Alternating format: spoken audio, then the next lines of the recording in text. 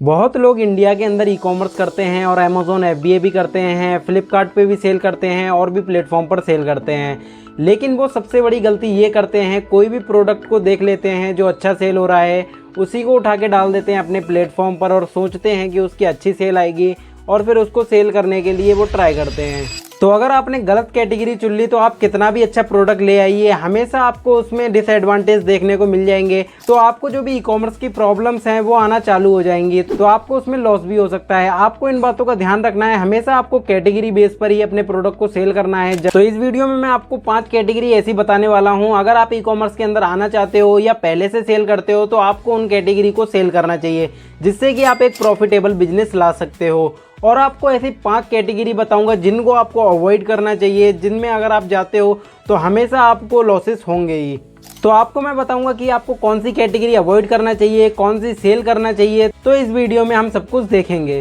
तो मेरा नाम है आता। तो सबसे पहले देखते हैं कि हमको कौन सी कैटेगरी को अवॉइड करना चाहिए, जिनमें अगर आप सेल करते हो तो हमेशा आपके लॉसेस में जाने के चांस ज़्यादा होते हैं। अगर आप एक बिगिनर हो तो आप अपने बिजनेस को ही बंद कर दोगे अगर आपने ये गलतियाँ की।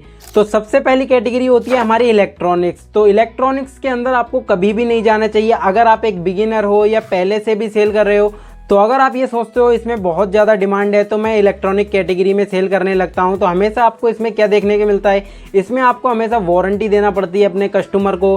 प्लस इसमें जब भी कोई बैटरी वगैरह ऑपरेटेड होती है तो उसमें अगर कोई भी खराबी आती है तो आपके प्रोडक्ट बहुत ज़्यादा रिटर्न आते हैं। और जब भी हमारी रिटर्न पॉलिसी बंद हो जाती है 10 डेज़ की, उसके बाद क्या होता है, अगर कुछ भी आपका प्रोडक्ट खराब होता है या उसमें कुछ भी होता है तो हमेशा आपके जो भी निगेटिव रिव्यूज़ वगैरह आने का डर होता है। अगर निगेटिव रिव्यूज़ आते हैं हमारे तो हमारा जो प्रोडक्ट होता है वो हमेशा लास्ट पेज पे चला जाता है। प्लस कोई भी कस्टमर हमारा वो प्रोडक्ट नहीं खरीदेगा क्योंकि हमारे उसमें रिव्यू रेटिंग ही अच्छे नहीं होंगे।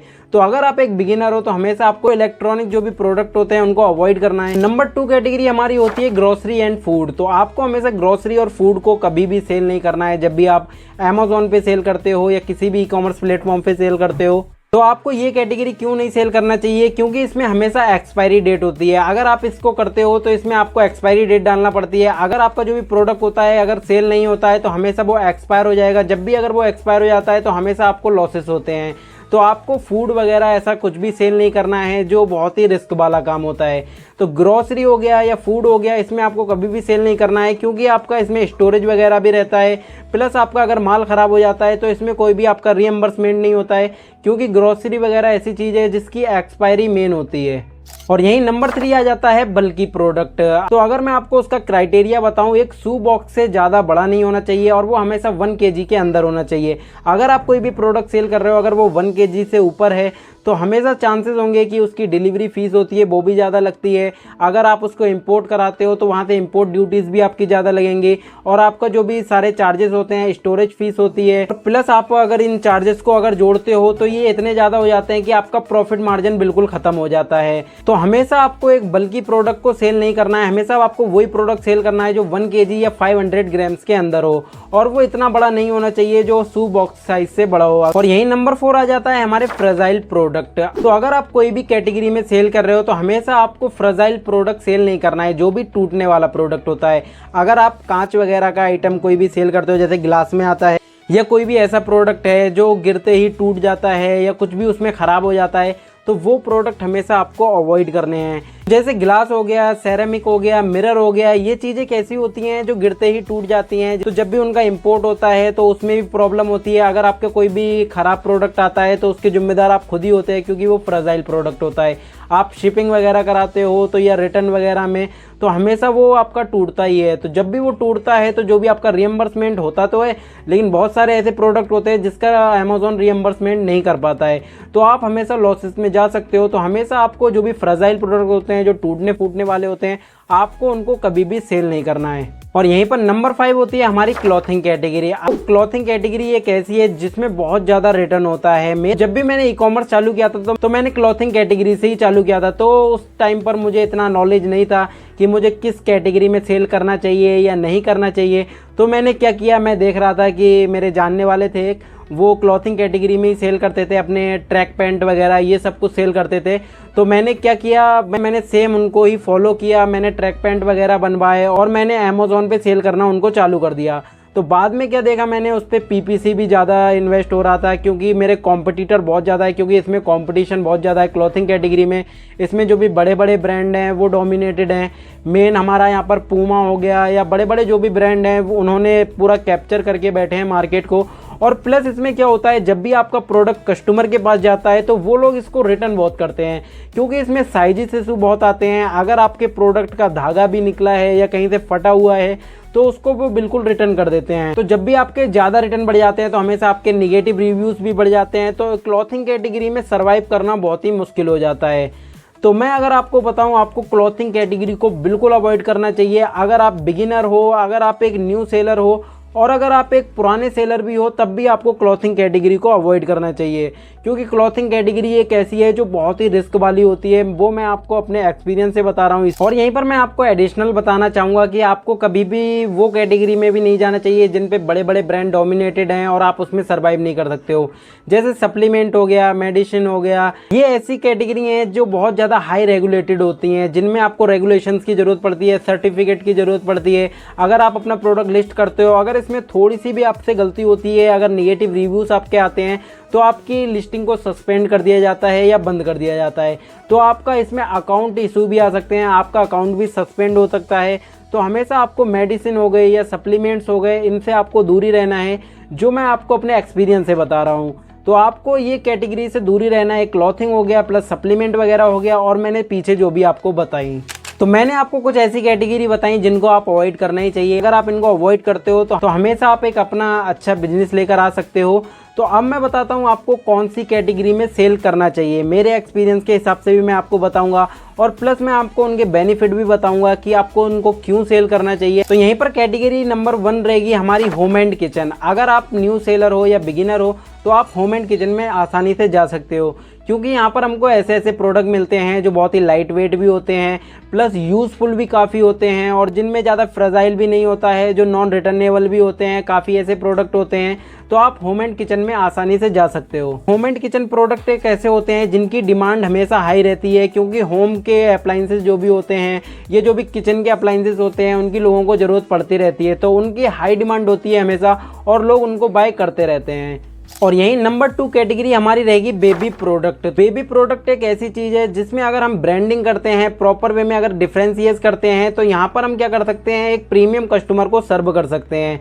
तो बेबी कैटेगरी ऐसी है कि पेरेंट्स लोग अपने बेबी के लिए हमेशा अच्छी क्वालिटी की चीज़ को ही खरीदना चाहते हैं। वो लोग उसमें वैल्यू नहीं देखते हैं कि हम उसको कितना पे कर रहे हैं, हमेशा वो ये चीज़ देखते हैं कि मेरा बेबी सेफ़ रहना चाहिए, और जो भी मैं प्रोडक्ट यूज़ कर रहा हूँ मेरे बेबी के लिए अच्छा होना चाहिए। तो आप उस प्रोडक्ट को अगर ब्रांडिंग करते हो, प्रॉपर वे में आप उसको ब्रांड बनाकर सेल करते हो, तो हमेशा आप उससे अच्छी सेल लेकर आ सकते हो और अच्छा प्रॉफिट बना सकते हो। तो बेबी कैटेगरी एक ऐसी होती है जो हाई प्रीमियम कस्टमर को सर्व करने के लिए होती है। अगर आप इसमें आते हो तो हमेशा आपको अच्छे अच्छे जो भी प्रोडक्ट होते हैं वो भी मिलते हैं, जिनके रिटर्न चांसेस भी बहुत ही कम होते हैं, क्योंकि बेबी प्रोडक्ट एक ऐसे होते हैं जिनको अगर आप अच्छे प्राइसेस पे भी सेल करते हो तब भी वो सेल होता है। तो उसमें आपको बहुत सारी चीज़ों का ख्याल रखना पड़ता है, जैसे आपको थोड़ा क्वालिटी का ध्यान रखना पड़ता है, क्योंकि आप एक प्रीमियम कस्टमर को सर्व कर रहे हो। अगर आपको उससे प्रीमियम जो भी प्राइस चाहिए तो हमेशा प्रीमियम आपको प्रोडक्ट भी देना पड़ेगा। और नंबर 3 रहेगी हमारी कैटेगरी पेट प्रोडक्ट्स। तो पेट प्रोडक्ट्स अभी बहुत ही ज़्यादा इंडिया में ग्रो कर रहा है, क्योंकि यहाँ पर जो भी पेट्स वगैरह हैं वो भी बढ़ते जा रहे हैं इंडिया के अंदर, और लोग पेट में इंटरेस्टेड होते जा रहे हैं। तो यहाँ पर जो भी प्रोडक्ट हैं पेट के, वो भी आप एक प्रीमियम कस्टमर को सर्व कर सकते हो, क्योंकि जो बंदा पेट को पाल सकता है तो वो बंदा अपने प्रोडक्ट में भी खर्चा कर सकता है। तो जब भी आप प्रोडक्ट को सेल करते हो तो पेट कैटेगरी एक ऐसी है जिसमें अगर आप अभी घुसते हो तो जो भी कॉम्पिटिशन है वो भी बहुत कम है, और अगर आप इसमें सेल करते हो अच्छे प्राइस पर भी सेल कर सकते हो। तो जब भी अगर आप पेट कैटेगरी में सेल करते हो, तो जैसे कैट हो गई, डॉग हो गया, बहुत सारे ऐसे पेट होते हैं जो अलग अलग कैटेगरी में होते हैं, जिनमें आपको प्रोडक्ट बहुत ही अच्छे अच्छे मिलते हैं, जो हमेशा बहुत ही कम प्राइस में आते हैं और अच्छे दाम पर सेल होते हैं। तो यहाँ पर आपका जो भी प्रॉफिट मार्जिन होता है वो भी अच्छा रहता है। तो यही नंबर 4 आ जाता है स्पोर्ट एंड फिटनेस। तो आपको भी पता है लॉकडाउन के टाइम से लोग अपने घर पे थे जब, तो उनको जब भी कुछ करने को नहीं था, तो उस टाइम पर स्पोर्ट एंड फिटनेस कैटेगरी इतना ज़्यादा बड़ी थी कि लोग घर पे ही अपना एक्सरसाइज करने का सामान मंगा रहे थे। जैसे हमारा रेसिस्टेंट बैंड हो गया, या बहुत सारी ऐसी चीज़ें हो गई जिन पे लोग घर ही एक्सरसाइज करना चाह रहे थे, और कोई भी ऐसी एक्टिविटी करना चाहते थे जिससे कि उनको घर पे ही सब कुछ करते रहें। स्पोर्ट एंड फिटनेस एक ऐसी कैटेगरी है जो एवरग्रीन कैटेगरी है, यहाँ पर लोग प्रोडक्ट को बाय करते ही रहते हैं। तो एवरग्रीन किस तरीके से है, यहाँ पर कोई भी ऐसा प्रोडक्ट नहीं होता है जो एक मंथ बिके फिर अगले मंथ ना बिके। यहाँ पर ऐसा होता है ये 12 महीने के लिए बिकता रहता है, चाहे सर्दी हो या गर्मी हो, क्योंकि लोग एक्सरसाइज को हर वक्त करते हैं। तो आपको भी पता है लोग इतना ज़्यादा आलसी हो गए हैं कि आप घर से भी नहीं निकलना चाहते हैं, जिम की मेंबरशिप नहीं पे करना चाहते हैं। तो लोग क्या करते हैं, घर पे ही एक्सरसाइज जो भी इक्विपमेंट होते हैं जैसे स्कीपिंग रोप हो गया या रेसिस्टेंट बैंड हो गए या पुलअप बार हो गए या बहुत सारी ऐसी चीज़ें होती हैं जो हमें स्पोर्ट एंड फिटनेस कैटेगरी में प्रोडक्ट मिलते रहते हैं, जिसको हमको रिसर्च करके ढूंढना होता है।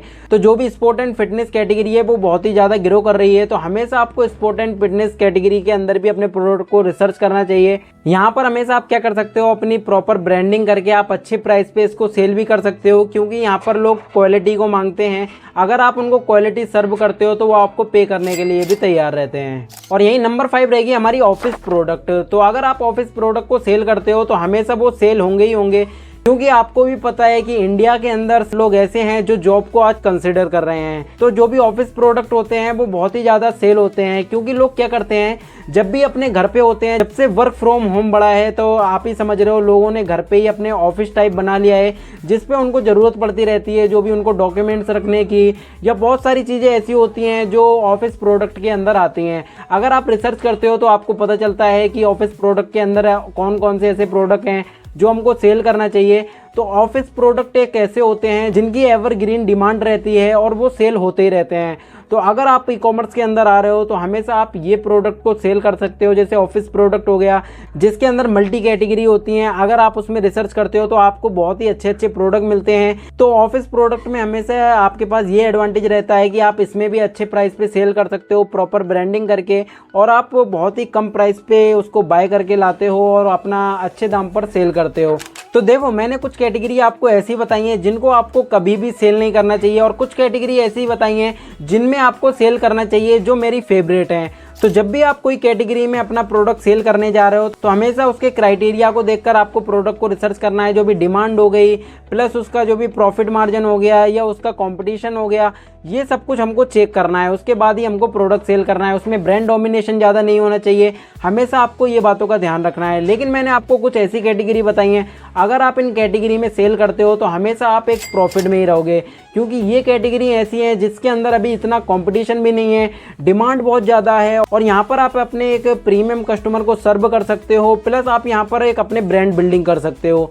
तो मैंने आपको कुछ ऐसी कैटेगरी बताई है जिनमें मैं खुद सेल करता हूं और जिनमें आप भी सेल कर सकते हो। तो मैंने आपको स्टेप बाय स्टेप बता दिया है कि आपको कौन सी कैटेगरी को चूज करना चाहिए। तो अगर आपको वीडियो अच्छी लगी है तो इसको लाइक कर लो, चैनल पे न्यू हो तो इसको सब्सक्राइब कर लो।